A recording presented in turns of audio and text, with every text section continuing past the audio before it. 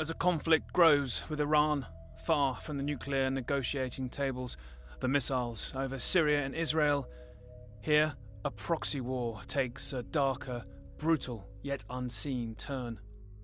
This is the Yemeni city of Taiz, where an already ugly war has metastasized and is grinding the ruins of life into dust.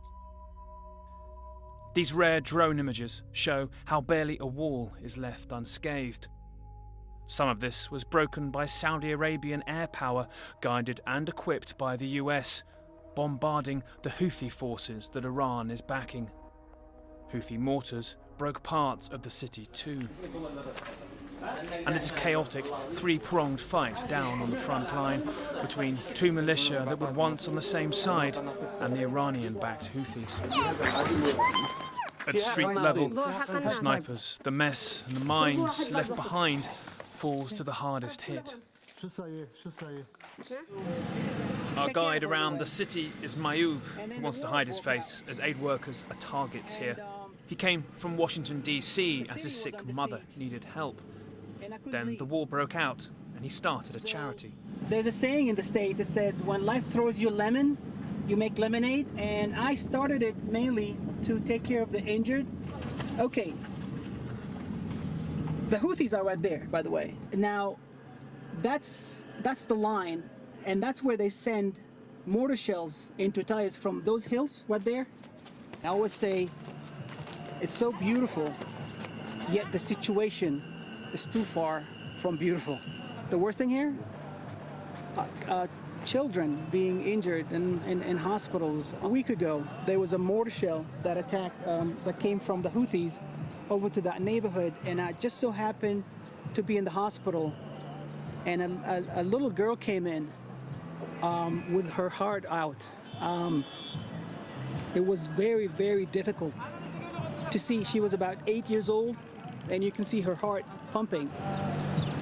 It's inhumane. I mean, who sends mortar shells and rockets into, this is the most crowded city in Yemen. Humanity is lacking, but also perseveres here, in the spirals of dust and torn plastic sheeting that are home for tens of thousands of displaced. Ready yourself for the unimaginable toll that hunger and disease can take on an infant girl, reduced almost to twigs of bone. Malaika weighs 2 kilograms, and her mother Mariam says this is apparently an improvement. When we came here as displaced, she was normal and she could eat. Then she started to have measles, diarrhea, and vomiting. She got very skinny. I feel like crying sometimes. She's getting better now. She's eating.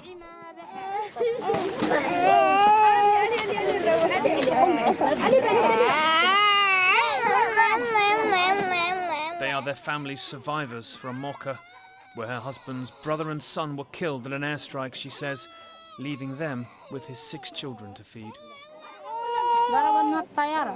They were hit by a jet in the market. 25 people were killed. The airstrikes were hitting very close to our home. Those children who are able to fend off disease have other trauma to digest. Salah recounts playing in the weed grass with his little friend Frima. His story of how the mine exploded is patchy, but his pain is clear. We used to play with rocks, he says. She was moving the grass and came back and sat down. We were playing and the bomb exploded. I get scared now. Anyone gets scared of the missiles, and when we hear the word war, we get scared. Scared of bullets, landmines and missiles. He says he would like to go home, but there's still bullets and shelling there. And in Yemen, where the Saudis have enough American support and resolve against Iran to fight on, nobody is going home until many more lives are lost and broken first. Nick Payton-Walsh, CNN.